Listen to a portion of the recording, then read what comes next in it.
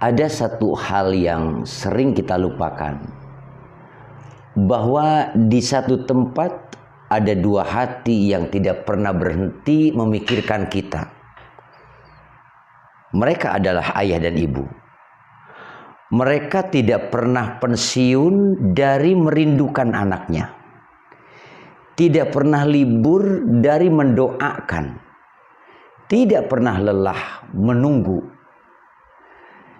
Malah kita yang sibuk, mereka yang menunggu. Kita yang jarang pulang, mereka yang selalu membuka pintu. Aneh ya, orang tua hampir setiap hari merindukan anak-anaknya, tapi anak seringkali baru ingat orang tua ketika ada butuhnya saja. Atau lebih menyakitkan lagi, kita baru benar-benar merindukan mereka setelah mereka tiada. Dan disitulah penyesalan mulai berbicara dengan suara yang pelan tapi menghancurkan. Saya merasakannya. Dulu saya kira waktu itu panjang. Masih ada nanti, masih ada kesempatan. Ternyata tidak.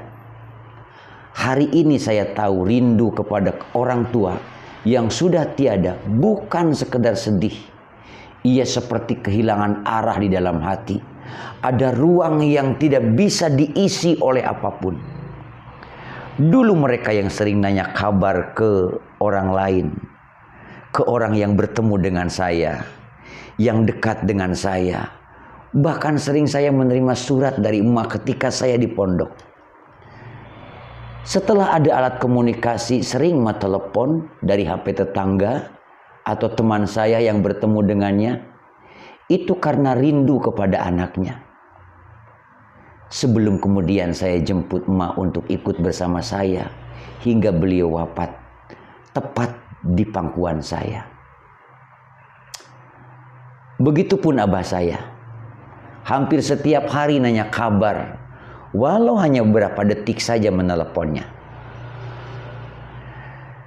Sekarang kita yang sering berdoa, dulu mereka yang menunggu di pintu, sekarang kita yang menunggu dalam mimpi. Dan betapa menyayatnya kesadaran itu datang justru ketika semua sudah terlambat. Padahal dulu yang mereka inginkan itu sangat sederhana. Bukan harta, bukan keberhasilan kita. Mereka hanya ingin melihat kita, ingin mendengar suara kita. Mereka hanya ingin tahu apakah anak-anaknya baik-baik saja. Sesederhana itu orang tua.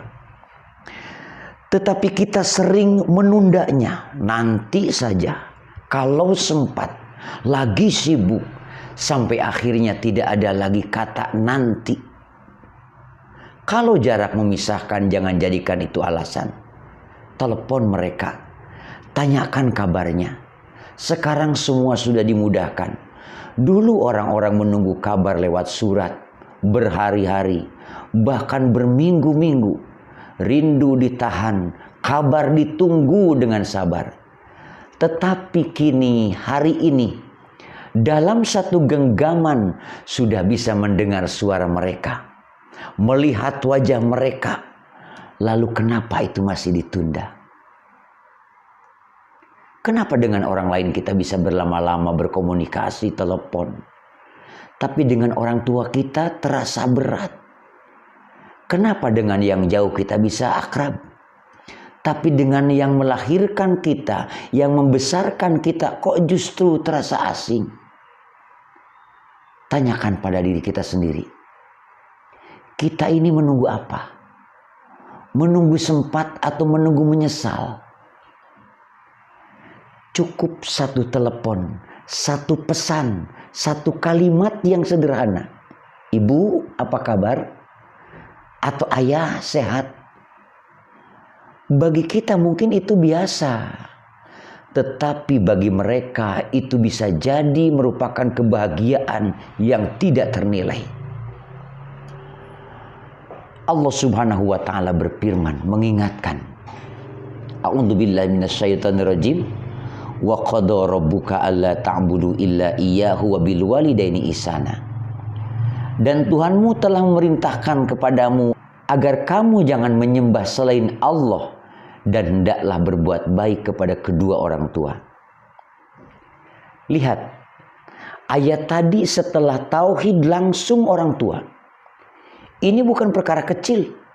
Ini jalan menuju ridho Allah Subhanahu wa taala. Taatilah mereka selama tidak melanggar syariat.